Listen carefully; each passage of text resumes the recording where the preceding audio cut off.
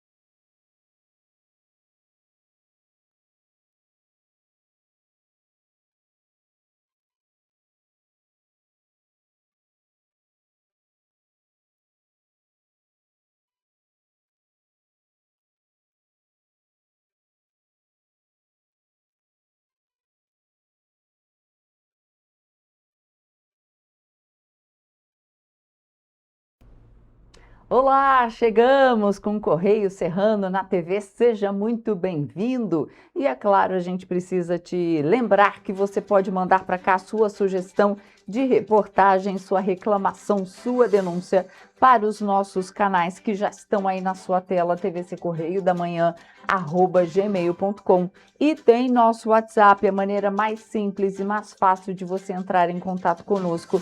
DDD 24 99248 3167. Flagrou alguma situação, fez foto, fez vídeo, manda pra gente. E hoje em Petrópolis o dia amanheceu céu azul com algumas nuvens. Você vê aí o sol nascendo e fazendo esse colorido nas nuvens, sol entre nuvens. E ventando muito, gente, ventou muito essa noite, essa madrugada. Será que o tempo vai mudar? Porque ontem fez um dia bem bonito em Petrópolis, apesar de ter ventado muito. Hoje parece que vai fazer um dia bonito, mas será que esse tempo vai virar? A gente vai ver já já na previsão. Vamos então às notícias desta quarta-feira, dia 1º de julho. Vacinação contra o HPV para adolescentes é prorrogada até dezembro. Você vai ver também que Polícia Federal deflagra a segunda fase da operação contra desvio de recursos da saúde. Você vai ver também que Câmara de Vereadores derruba veto e mantém auxílio alimentação para vereadores. E o Clube de Leitura Leia Mulheres Petrópolis realiza hoje, quarta-feira, dia 1º, mais um encontro mensal. Esses e outros destaques você confere agora no Correio Serrano na TV.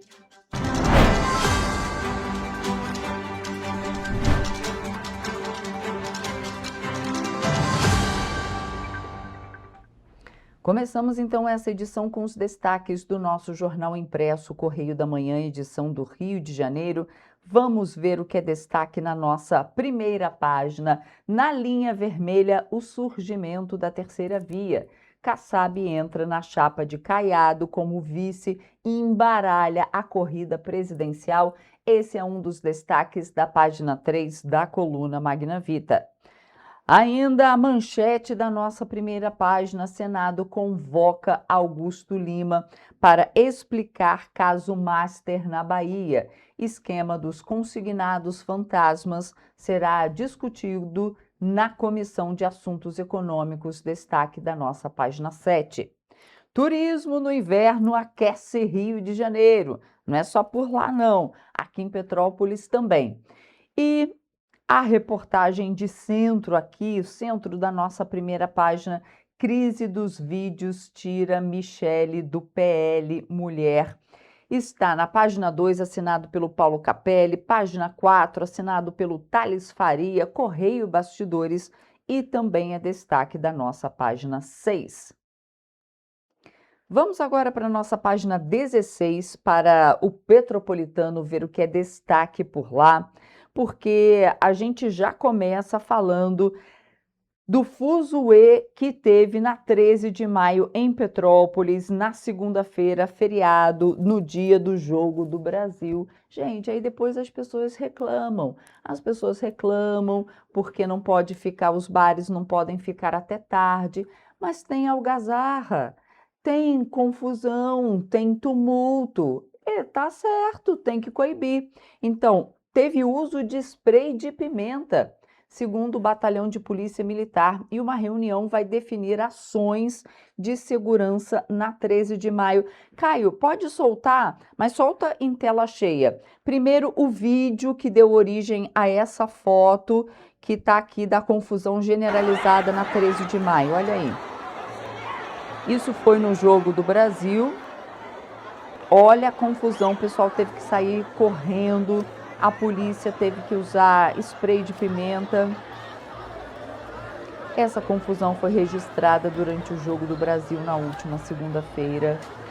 Olha, vocês veem lá no cantinho, lá na parte de cima, olha ali, provavelmente alguma coisa que a polícia jogou, né? Não sei se o spray de pimenta faz aquela fumaça, mas teve um fumacê e o pessoal teve que sair correndo. Confusão. Esse outro é mais de pertinho. Olha só, gente. A gente está em Petrópolis, não pode isso, não. E esse vídeo mostra bem quem estava ali na...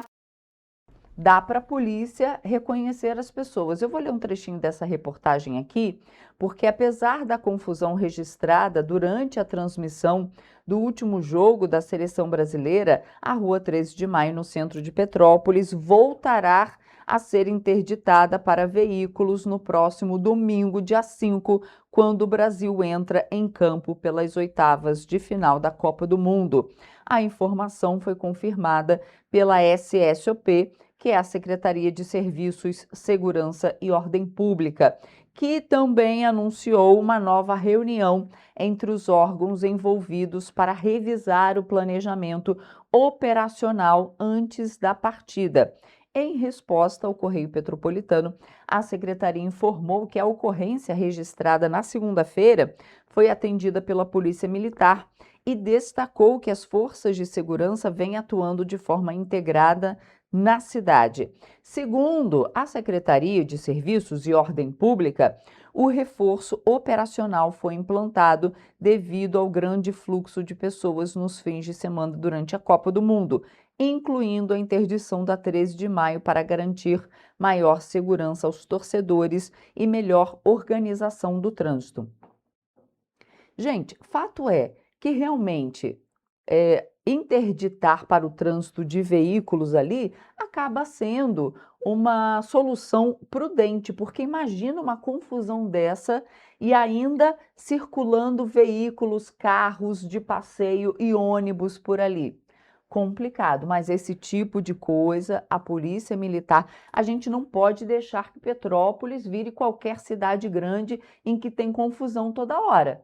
Isso não pode acontecer, não. A polícia tem que fazer realmente reunião, a Secretaria de Ordem Pública também. Então, eu vou ler mais um trechinho aqui, porque a decisão de manter o fechamento da via ocorre após esses vídeos que circularam nas redes sociais e mostraram uma briga generalizada entre frequentadores e a atuação da Polícia Militar, que teve que utilizar spray de pimenta para dispersar a multidão durante a transmissão da partida do Brasil. Agora imagina, gente.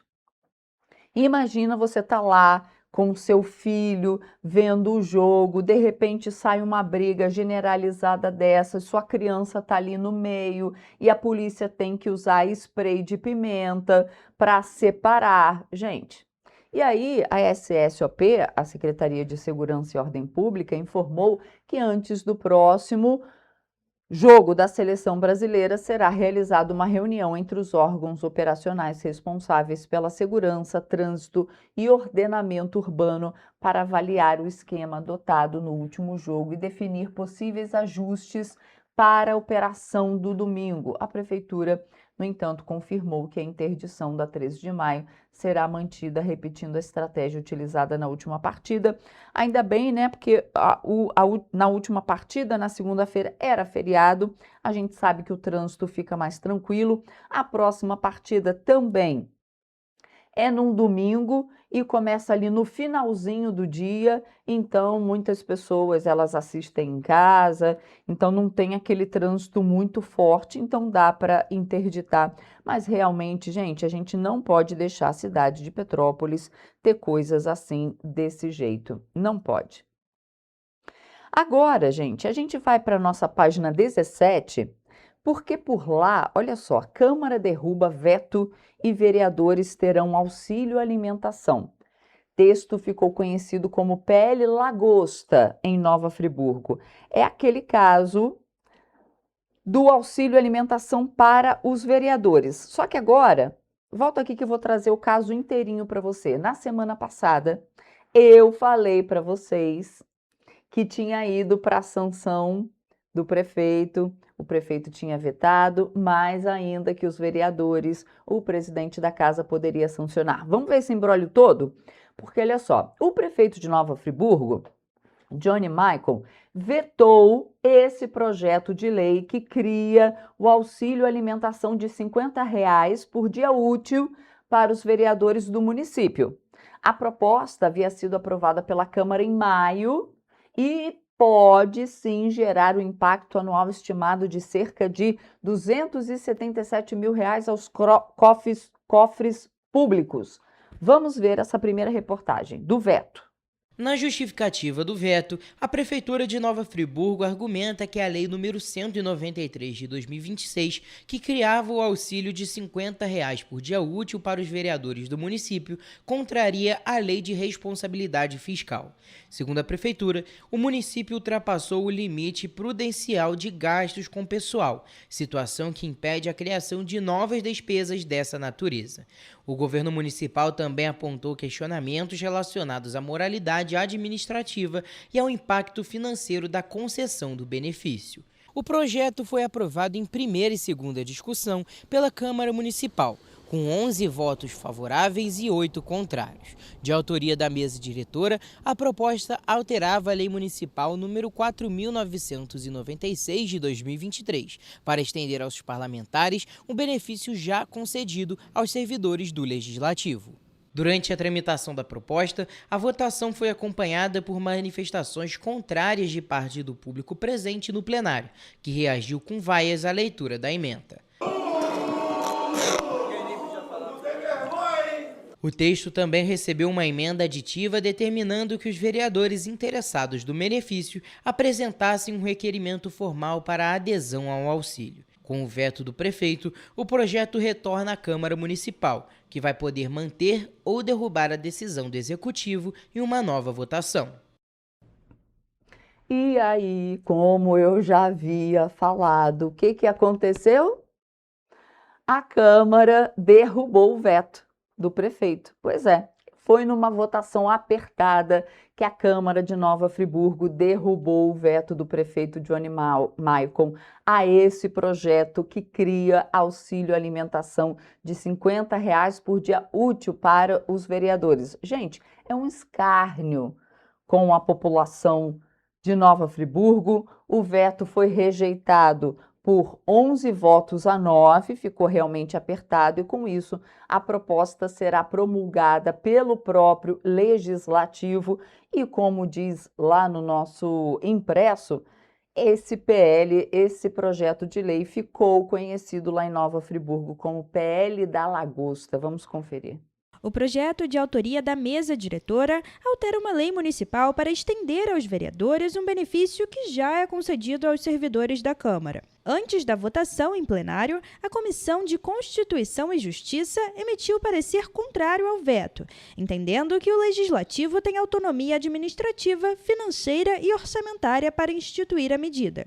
A votação também chamou atenção pelo cenário político. Parte da base do governo e até o líder do Executivo na Câmara votaram pela derrubada do veto, enquanto alguns parlamentares da oposição defenderam a manutenção da decisão do prefeito. Ao justificar o veto, a Prefeitura afirmou que a criação do auxílio contraria a Lei de Responsabilidade Fiscal, já que o município estaria acima do limite prudencial de gastos com pessoal. O executivo também citou questionamentos sobre a moralidade administrativa e o impacto financeiro da medida.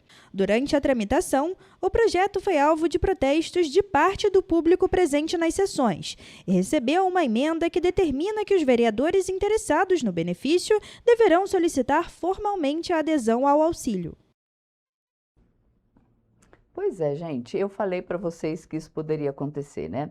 Agora vamos para outras reportagens mais em nível nacional, porque os indicadores do ensino médio da rede pública melhoraram entre 2022 e 2025, segundo dados da segunda etapa do censo escolar, divulgados pelo Ministério da Educação. O levantamento mostra redução nas taxas de reprovação, abandono e atraso escolar, além do aumento do índice de aprovação dos estudantes. De acordo com o MEC, a taxa de reprovação caiu 62% no período, enquanto o abandono escolar registrou redução de 61%. O atraso escolar diminuiu 28% e a aprovação dos alunos cresceu 11%. Os dados fazem parte do levantamento anual realizado pelo INEP, que calcula as taxas de rendimento escolar em todo o país.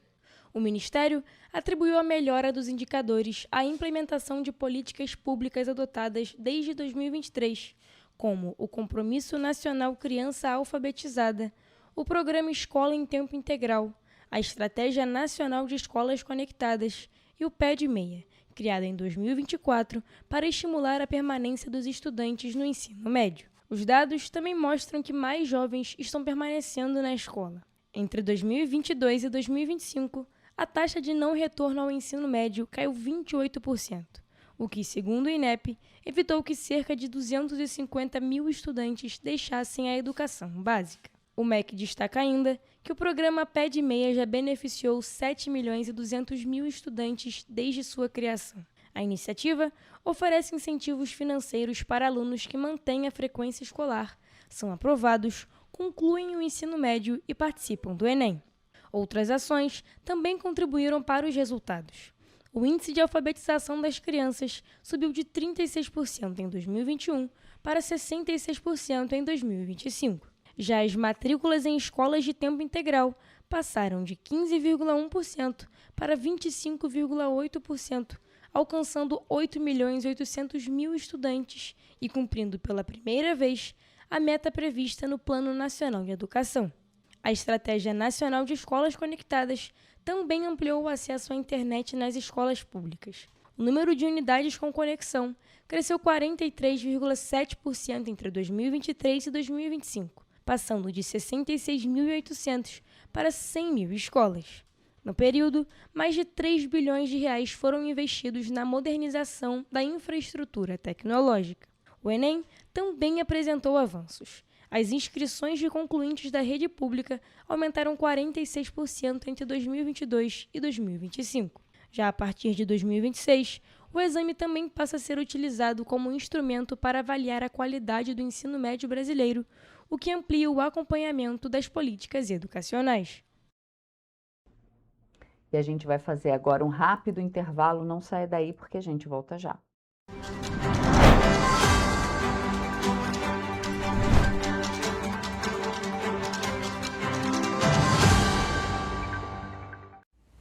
Você já pensou sobre o que é ser petropolitano?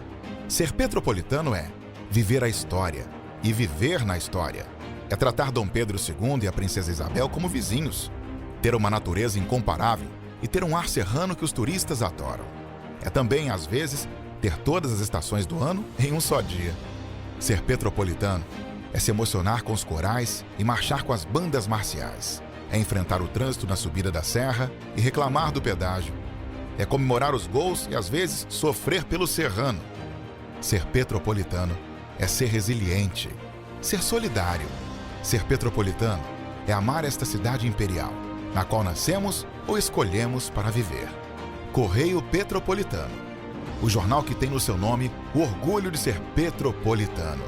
Todos os dias em uma banca perto de você.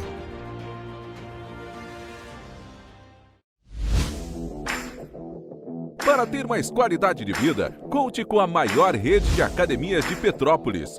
Aqui na Corper, com uma mensalidade, você utiliza todas as unidades. Centro, Bingen, Itamaraty e Itaipava. Com planos a partir de R$ 98,00, a academia oferece ambientes modernos para você cuidar da sua saúde com segurança. Os espaços contam com dezenas de aparelhos de musculação, diversos equipamentos para aeróbico e funcional, além, é claro, de profissionais qualificados e uma extensa grade de aulas coletivas, que inclui dança, bike, jump, Wolf Fit, Step Fit, entre outras. Nossas estruturas são equipadas com salas de musculação e aulas coletivas, salas de avaliação física e nutricional, vestiários e estacionamentos amplos. Venha nos fazer uma visita e surpreenda-se! O seu jeito de beber te afastou das pessoas que você ama? Sabemos que sim. É possível encontrar uma nova maneira de viver com qualidade. Alcoólicos Anônimos pode ajudar.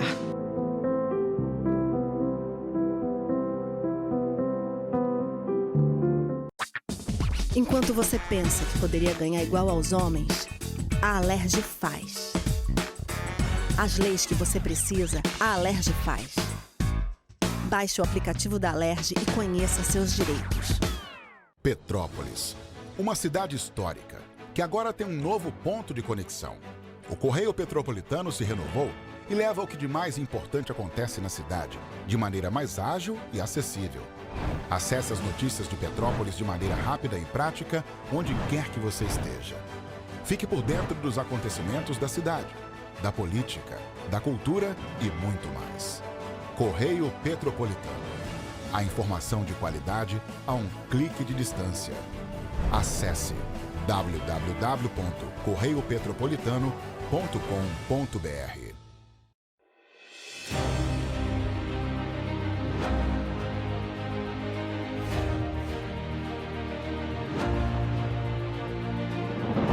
Não é jornalismo de direita, é jornalismo direito. Correio Petropolitano. Tudo que seu jornal não deveria ter deixado de ser.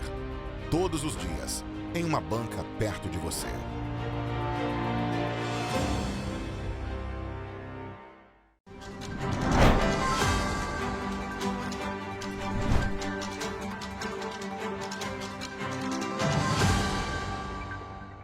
Estamos de volta. E olha só, gente, o Ministério da Saúde prorrogou até o dia 31 de dezembro a vacinação contra o HPV para adolescentes de 15 a 19 anos que ainda não foram imunizados. A estratégia de resgate vacinal seria encerrada neste mês, mas foi estendida para ampliar a cobertura vacinal entre os jovens. O Ministério da Saúde reforçou a importância do resgate vacinal para garantir o acesso dos adolescentes que não receberam a dose na idade recomendada. Além disso, a pasta também orientou estados e municípios a intensificarem as ações de vacinação. O documento destaca que, embora o monitoramento da campanha apresente avanços, os dados ainda são insuficientes para alcançar os mais de 600 mil adolescentes contemplados pela estratégia. Por isso, o Ministério defende o reforço de ações extramuros, como vacinação em escolas, universidades e outros locais de grande circulação de pessoas. A pasta também ressaltou a importância de parcerias com sociedades científicas, órgãos de classe, organizações não governamentais, igrejas e veículos de comunicação para ampliar a divulgação sobre a segurança e a eficácia da vacina. Dados coletados até junho deste ano mostram que 287.647 adolescentes entre 15 e 19 anos já foram imunizados contra o HPV. Desse total, 124.172 são do sexo feminino e 163.502 do sexo masculino. Vale lembrar que a vacina contra o HPV faz parte do calendário nacional de vacinação para crianças e adolescentes de 9 a 14 anos. Desde 2024, o Brasil adotou o esquema de dose única, substituindo o modelo anterior de 2 doses e facilitando o acesso à imunização. Para pessoas imunocomprometidas, como quem vive com HIV ou AIDS, pacientes oncológicos e transplantados, o esquema vacinal continua sendo de 3 doses. A mesma recomendação vale para usuários de profilaxia pré-exposição, a PrEP, entre 15 e 45 anos e para vítimas de violência sexual, a partir dos 15 anos. Segundo o vice-presidente da Sociedade Brasileira de Imunizações, o HPV é o principal vírus responsável por diversos tipos de câncer, especialmente o de colo do útero, mas também está relacionado a cânceres de ânus, boca, cabeça, pescoço, vulva e vagina. O médico explica que a vacinação tem como objetivo evitar que homens e mulheres se infectem de forma persistente pelo vírus, reduzindo o risco de desenvolver esses tipos de câncer no futuro. O médico reforça ainda que a vacina contra o HPV é extremamente segura e altamente eficaz, sendo considerada uma das mais eficazes já desenvolvidas. Segundo ele, o avanço da vacinação é fundamental para o objetivo da Organização Mundial da Saúde de eliminar o câncer de colo do útero. E a Polícia Federal deflagrou na última terça-feira a segunda fase da Operação Anáfora. Ao todo, foram cumpridos 14 mandados de busca e apreensão em endereços ligados aos investigados nas cidades do Rio, Niterói e Duque de Caxias. A ação é resultado do aprofundamento das investigações iniciadas em 2022. Segundo a Polícia Federal, as apurações identificaram indícios de lavagem de dinheiro por meio da ocultação de patrimônio em nome de terceiros, além de despesas incompatíveis com a renda declarada e negociações envolvendo imóveis. Parte dos mandados foi expedida pela Justiça Federal e outra parte pelo Tribunal Regional Federal da 2ª Região, já que alguns dos investigados têm o processo analisado em uma instância diferente da Justiça. As investigações continuam para identificar todos os envolvidos e o destino dos recursos que teriam sido desviados. O material apreendido durante essa fase da operação deve reforçar a produção de provas e ajudar no avanço do inquérito. Os investigados poderão responder, de acordo com a participação de cada um, pelos crimes de organização criminosa, fraude à licitação e lavagem de dinheiro. A Polícia Federal informou que novas acusações ainda podem surgir conforme o andamento das investigações.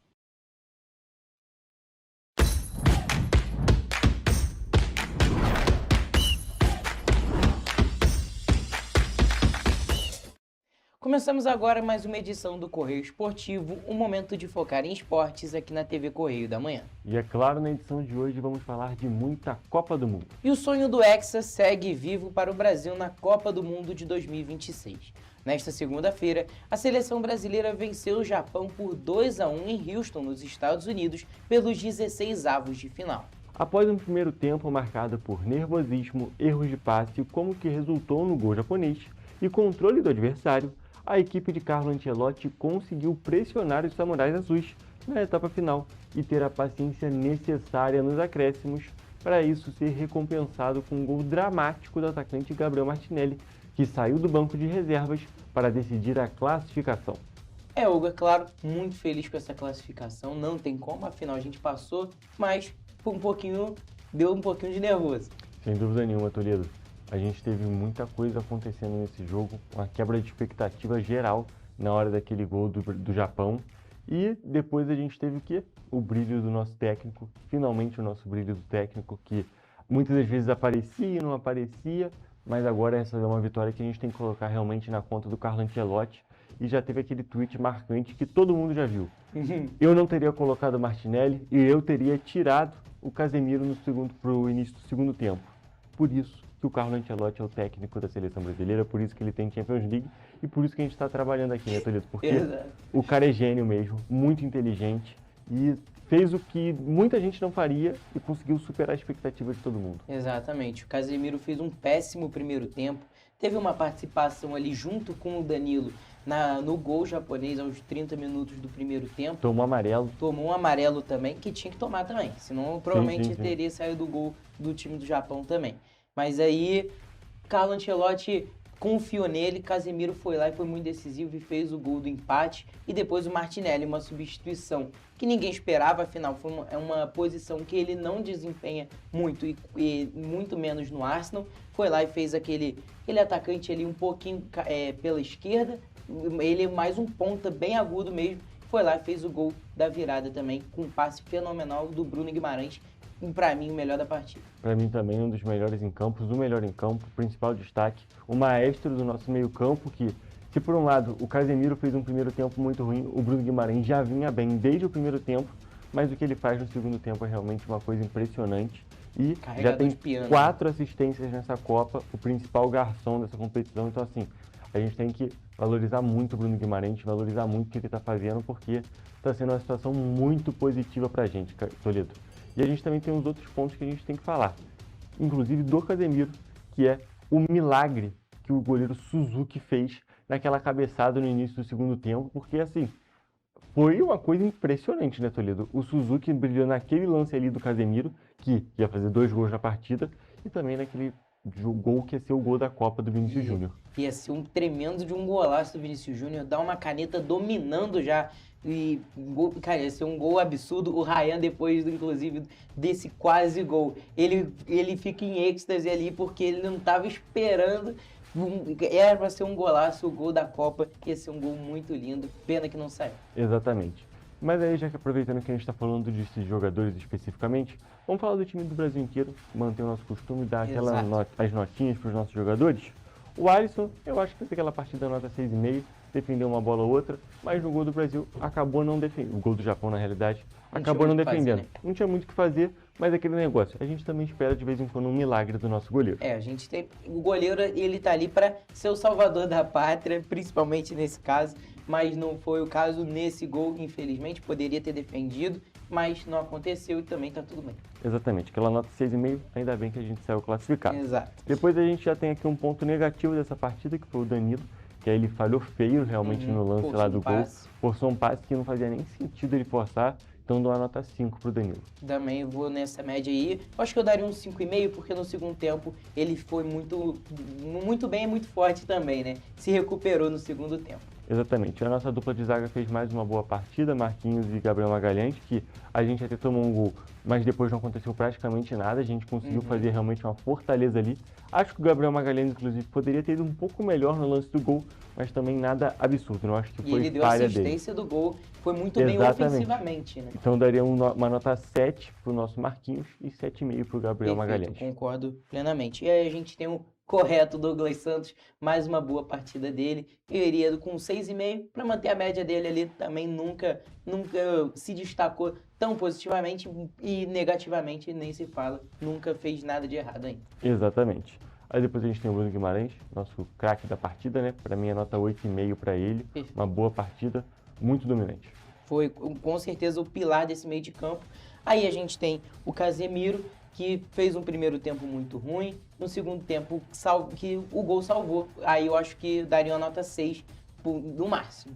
Exatamente. 6, talvez um 6,5, só porque o gol dele realmente foi muito significativo, virou a chavinha para o Brasil e teria feito 2 gols. Então daquele 6, 6,5, eu acho que ali a média está muito justo.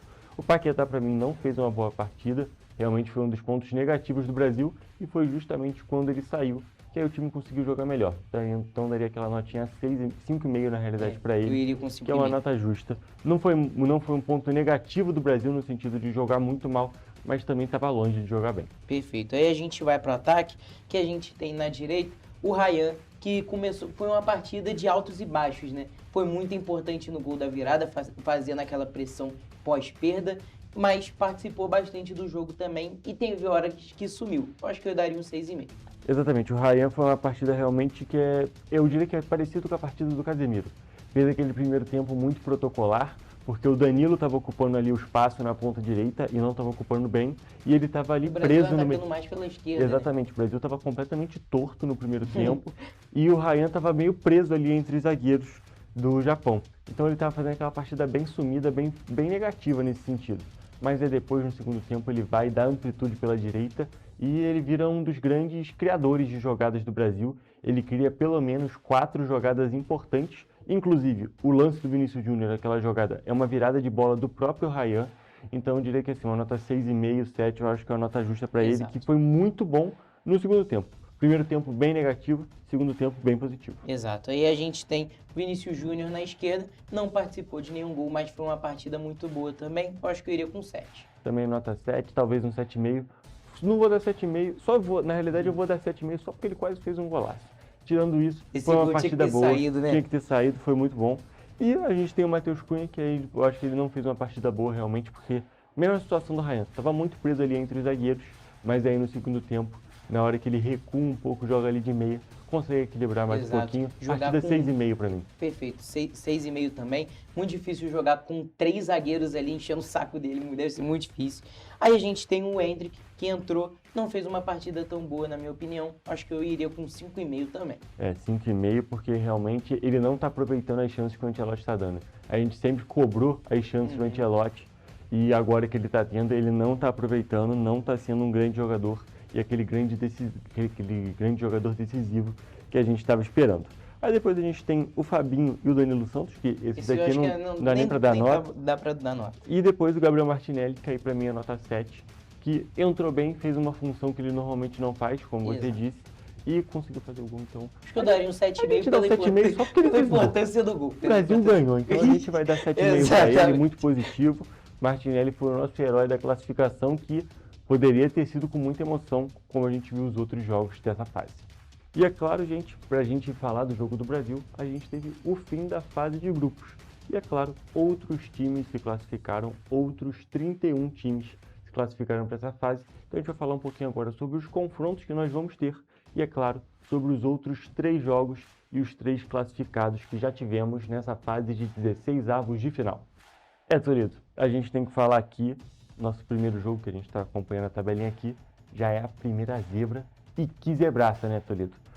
A Alemanha foi eliminada pelo Paraguai. Acho que boa parte dos brasileiros ficou feliz com essa eliminação da Alemanha.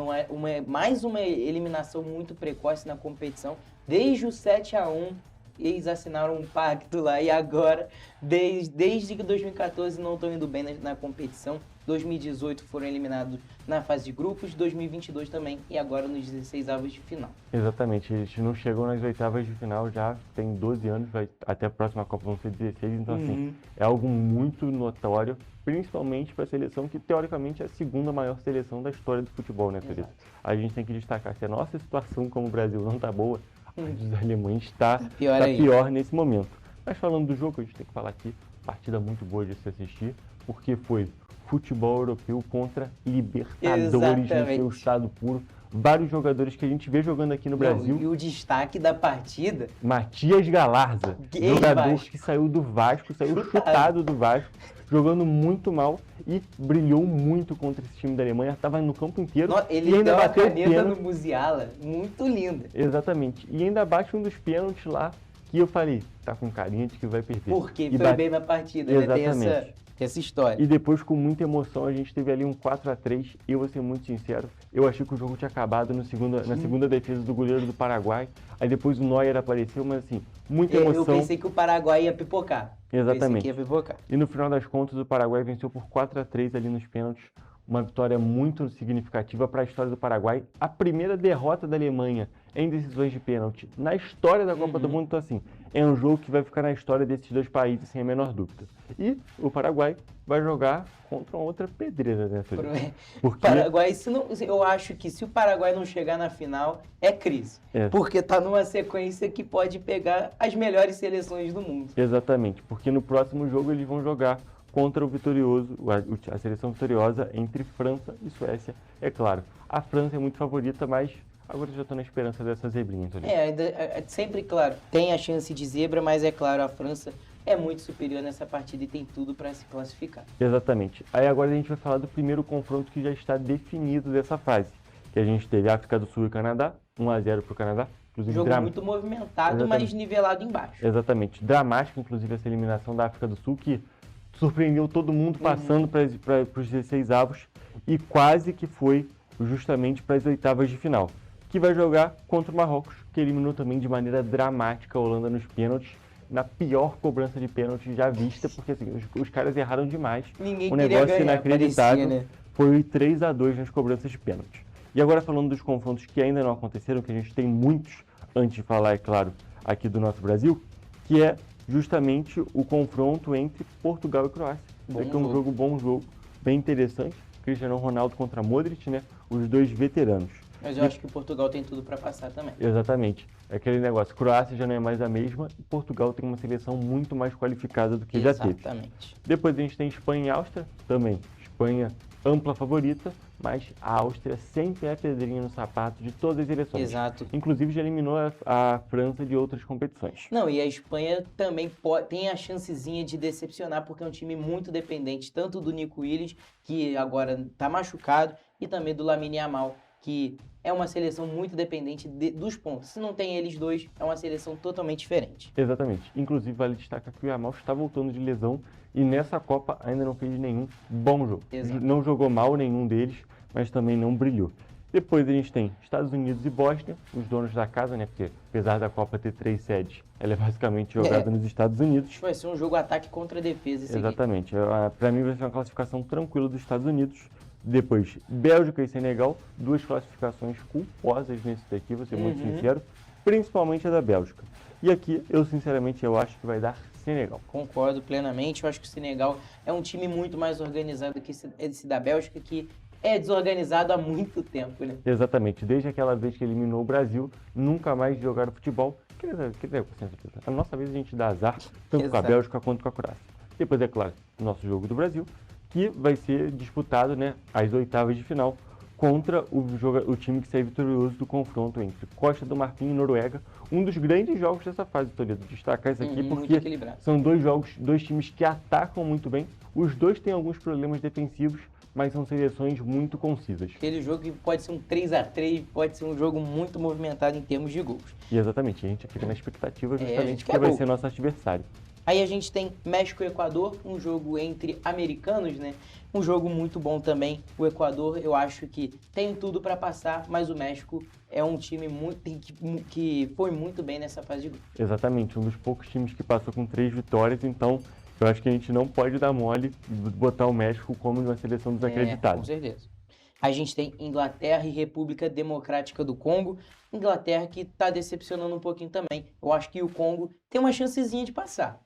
Exatamente, a gente está vendo uma Copa com muitas surpresas, então acho que o Congo pode passar também, mas é claro, a Inglaterra é a favorita. E também, numa situação bem parecida, Argentina e Cabo Verde, que aqui a gente vai no nosso lúdico. Já vamos na energia, essa energia do vozinha, vamos sonhar que ele vai virar um cidadão honorário brasileiro, caso ele consiga ir bem nesse jogo aqui. Não, a gente mas tem que torcer contra a Argentina também. A Argentina é muito favorita, isso daqui não é dúvida nenhuma. Austrália e Egito, bom jogo também. Bom jogo, mas o Egito favorito, na minha visão. Depois, Suíça e Argélia, também esse aqui vai ser um jogo fraquinho, mas a Suíça, na minha visão, é favorita. E por fim, Colômbia e Gana, um jogo bem interessante de se assistir. Vai ser ataque contra a defesa também. Ataque contra a defesa, mas é um ataque muito forte da Colômbia e uma defesa também muito forte de Gana. Organizado. Então, assim, vai ser um jogo bem interessante de se assistir. E a Copa do Mundo tá boa demais, Toledo. A gente tem que destacar aqui, com meio de muitas incertezas, a gente tá vendo uma Copa do Mundo bem positiva. Só de levar em consideração que nos últimos 4 jogos, que foram os únicos 4 jogos da fase dos 16 avos, a gente teve 2 jogos decididos no último minuto e 2 disputas de pênalti. A gente não pode deixar de destacar. A expectativa está lá em cima. Exatamente. Mas com essas informações, Toledo, nós encerramos mais um Correio Esportivo e, é claro, a gente vai falar de outras modalidades, outros esportes na nossa próxima edição, porque o nosso principal destaque de hoje era Brasil e, é claro, Copa do Mundo. É isso, gente. A gente se vê na próxima edição. Um beijo.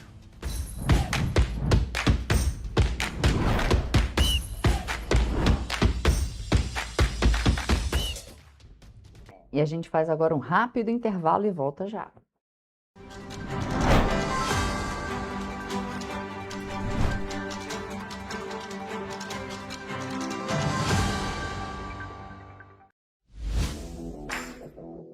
Para ter mais qualidade de vida, conte com a maior rede de academias de Petrópolis. Aqui na Corper, com uma mensalidade, você utiliza todas as unidades: Centro, Bingen, Itamaraty e Itaipava. Com planos a partir de R$ 98,00, a academia oferece ambientes modernos para você cuidar da sua saúde com segurança. Os espaços contam com dezenas de aparelhos de musculação, diversos equipamentos para aeróbico e funcional, além, é claro, de profissionais qualificados e uma extensa grade de aulas coletivas, que inclui dança, bike, jump, wolf fit, step fit, entre outras.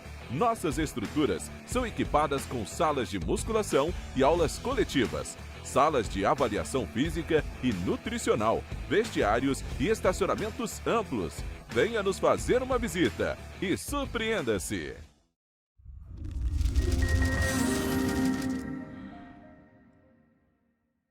O grupo de jornais que mais cresceu no Brasil apostou na força do impresso e no jornalismo direito.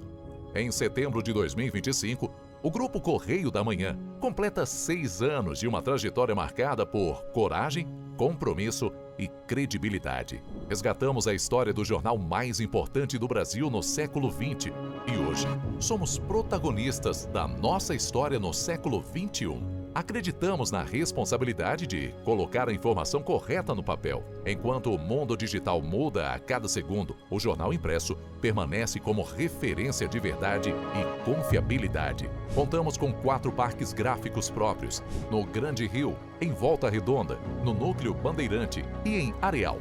Em Brasília, equipados com 8 rotativas de alta tecnologia que produzem todos os nossos jornais em cores. São 5 jornais diários. Correio da Manhã, Estado do Rio, Correio da Manhã Nacional, Correio Sul-Fluminense, Correio Petropolitano, Correio da Manhã Distrito Federal. E o grupo vai além. Abriga o tradicional Jornal da Barra, com 35 anos de história, a lendária revista O Cruzeiro e o Jornal de Turismo, publicado há 59 anos. Na área eletrônica, temos a TVC, TV Correio da Manhã, no ar há 24 anos pelo canal 16 de Petrópolis, com estúdios também no Rio de Janeiro e em Brasília. Crescemos com uma missão clara: levar ao leitor uma informação verdadeira. É o jornalismo direto e direito, um jornal que respeita a política e é respeitado pelos políticos. Nossas páginas e plataformas reúnem um time de jornalistas e colunistas de peso: Fernando Molica, Rodolfo Lago, Thales Faria, Cláudio Magnavita, Ricardo Cravo Albim, Rui Castro, Alexandre Garcia, Aristóteles Drummond, entre outros nomes que ajudam a construir a credibilidade da nossa marca.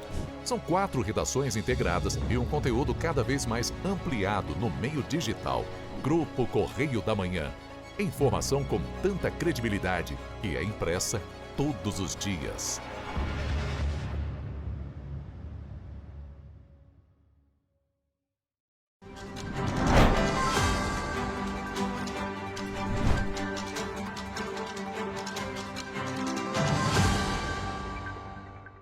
Estamos de volta e a gente começa com esse bloco falando de que as inscrições para o concurso Abrace a Bauer 2026 foram prorrogadas e terminam na quinta-feira. O concurso é promovido pela Prefeitura de Petrópolis e outras 10 instituições parceiras. As inscrições devem ser feitas no site da Prefeitura, quem traz todos os detalhes, inclusive da Bauernfest, que está acabando, vai até domingo. É o nosso repórter Gabriel Toledo, que está na redação e fala.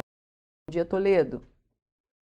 Bom dia, Roberta. Bom dia a todos que estão nos assistindo. Exatamente. Esse concurso vai premiar 4 estabelecimentos que estiveram melhor enfeitados com o tema da Bauernfest em Petrópolis, levando em conta as cores da festa e tudo que torna a festa tão tradicional. Os prêmios vão ser oferecidos pelas instituições parceiras, como você disse, são 10 instituições. As regras do concurso são publicadas no Diário Oficial do dia 12 de junho, disponível no site da Prefeitura de Petrópolis, em petrópolis.rj.gov.br.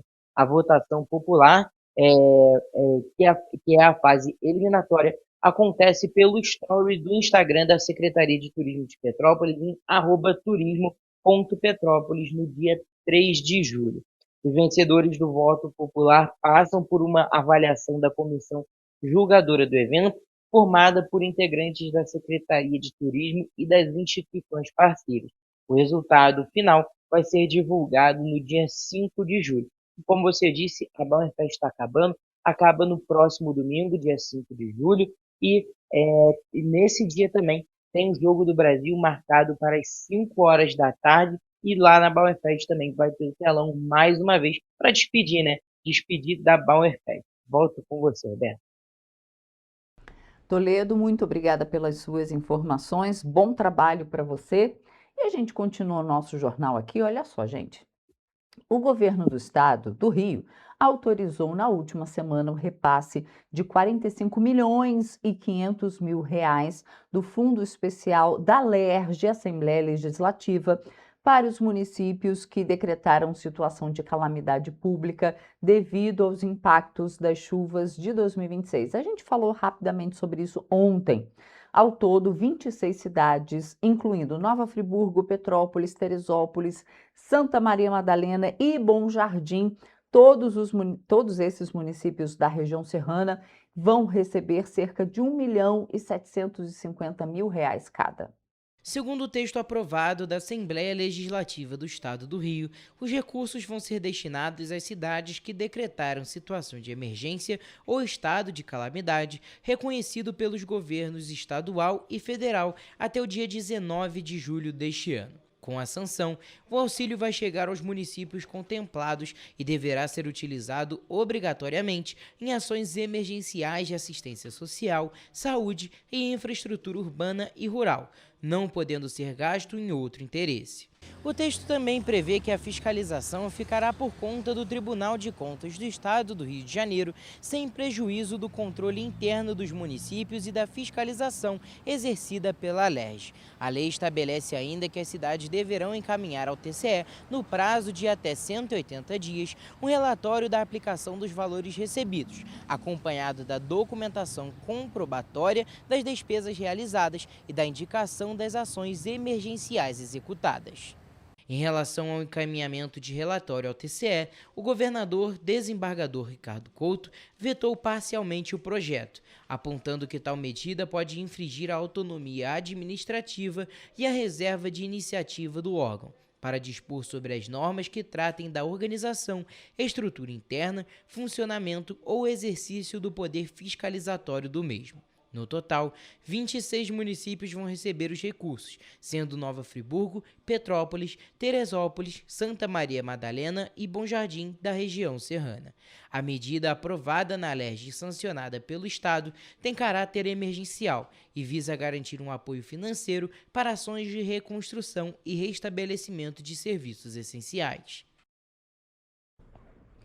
E o avanço da tecnologia também traz um desafio cada vez maior, o descarte correto dos equipamentos eletrônicos. Um levantamento mostra que Petrópolis, Teresópolis e Nova Friburgo podem produzir juntas até 4.400 toneladas de lixo eletrônico por ano. Segundo estimativas baseadas em dados da ONU e do IBGE, Petrópolis pode gerar até 2.000 toneladas de resíduos eletrônicos por ano. Teresópolis até 1.100 toneladas e Nova Friburgo cerca de 1.200 toneladas. O volume contrasta com a quantidade oficialmente recolhida em campanhas de coleta, o que reforça a importância da destinação adequada desse material. O descarte precoce dos aparelhos também preocupa. Um levantamento do Instituto de Defesa de Consumidores aponta que 81% dos brasileiros preferem comprar um celular novo em vez de consertar o antigo.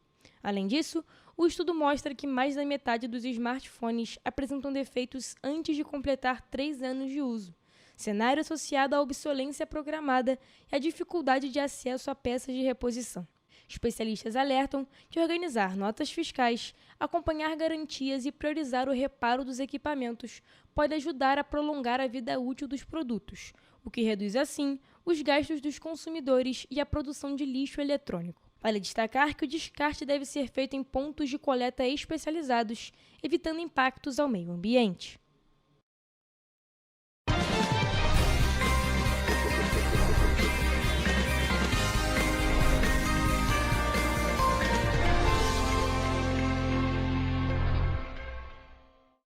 Olha, gente, eu já posso adiantar aqui que o primeiro dia de julho vai ser bem parecido em todas as cidades aqui da nossa região de cobertura. Além disso, não vamos ter muitas mudanças em comparação com os outros dias dessa semana. Em Nova Friburgo, por exemplo, a quarta-feira vai ser de sol o dia todo, com muitas nuvens pela manhã. À noite, forma-se o nevoeiro, aquele famoso russo. Os termômetros variam entre a mínima de 13 e a máxima de 22 graus. Em Teresópolis, o dia vai ser de sol com muitas nuvens e com períodos de céu nublado. À noite, o céu também fica com muitas nuvens. As temperaturas variam entre a mínima de 14 e a máxima de 23 graus. Aqui em Petrópolis, o dia segue essa mesma tendência. A quarta-feira vai ser de um dia de sol com algumas nuvens e com névoa ao amanhecer. À noite, de céu limpo. Nesse caso, os termômetros variam entre a mínima de 14 e a máxima de 22 graus. Agora, mudando de região, indo para o centro-sul do estado, em Paraíba do Sul, o dia vai ser de sol com muitas nuvens e com períodos de céu nublado. E à noite, pelo contrário, o céu já vai estar limpo. Os termômetros variam entre a mínima de 15 e a máxima de 26 graus. E para finalizar a nossa previsão, em Três Rios, o dia vai seguir também essa tendência. A quarta-feira vai ser de sol com muitas nuvens durante o dia e com períodos de céu nublado, mas à noite de céu limpo. As temperaturas variam entre a mínima de 16 e a máxima de 27 graus. E essa foi a previsão do tempo para as cidades da nossa região de cobertura.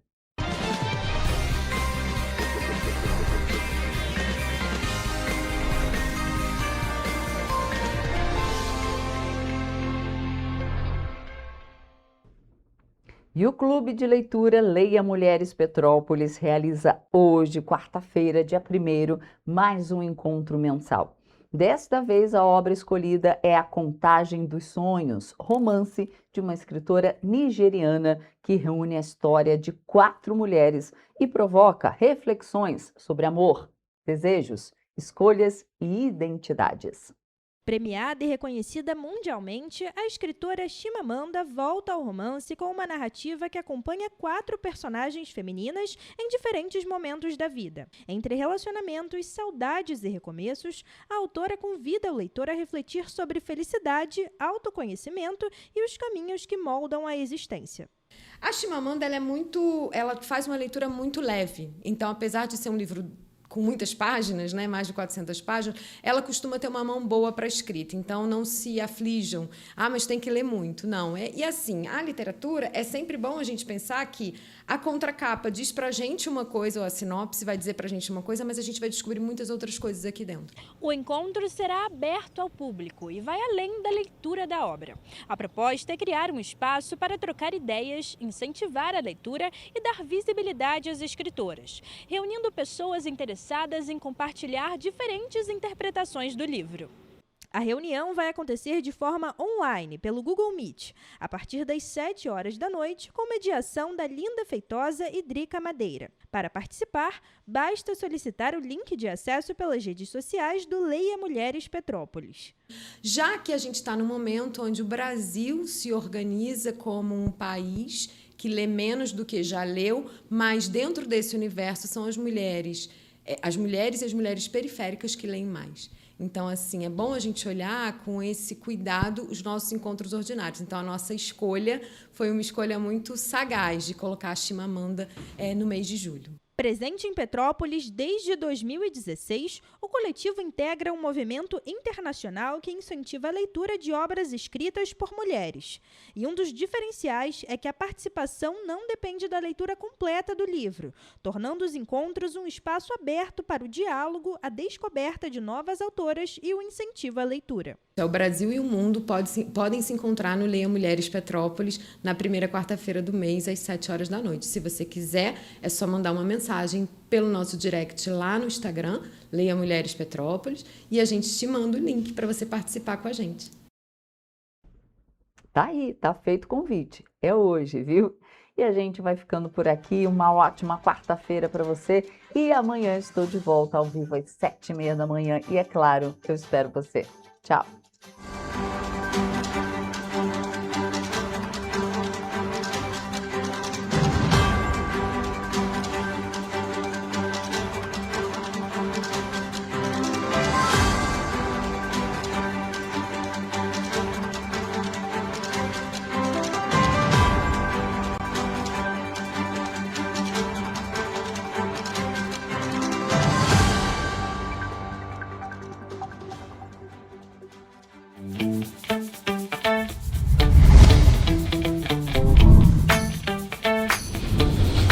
TVC, a TV do Correio da Manhã.